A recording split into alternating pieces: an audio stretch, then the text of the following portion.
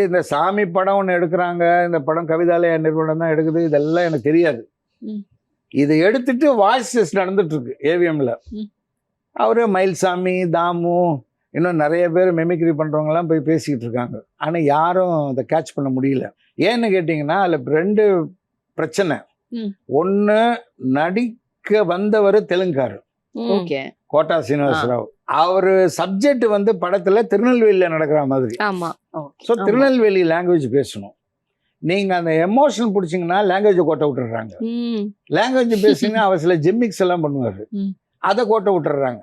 அப்போது ஏவிஎம்ல சந்திரன் சார்னு ஒருத்தர் இருந்தார் மேனேஜர். அவர் தான் சொன்னார், இந்த ராஜேந்திரன் ஒருத்தர் இருக்கார், நீங்கள் வேணால் ட்ரை பண்ணி பாருங்கள், ஆனால் அவர் வாய்ஸ் டெஸ்ட்டுக்கெலாம் வரமாட்டாருன்னு அப்படி சொன்னேன். அப்புறம் என்னை கூப்பிட்டாங்க கவிதாலயான்னு. நான் போனேன்.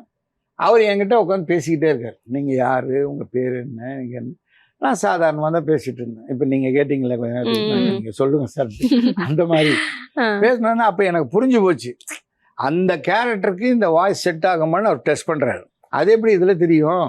அப்புறம் அவர் கன்ஃபியூஸ் ஆகிட்டு, சரி சார் நம்ம உள்ளே போகலாம், ஒரு 3 வேரியேஷனில் நான் வந்து சீன் போட்டு காட்டுறேன், நீங்கள் பார்த்துட்டு சொல்லுங்கன்னு போனேன்.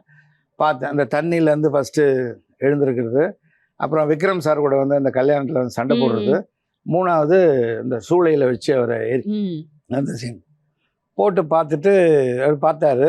ஓகே சார் பேசலாம் அப்படின்னாங்க. நான் பேசலாம், நீங்கள் இங்கே ஏன் சார் நிற்கிறீங்க அப்படின்னா.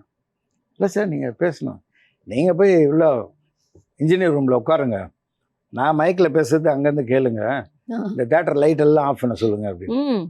ஏன்னு கேட்டினா அது என்னோட கேரக்டர்.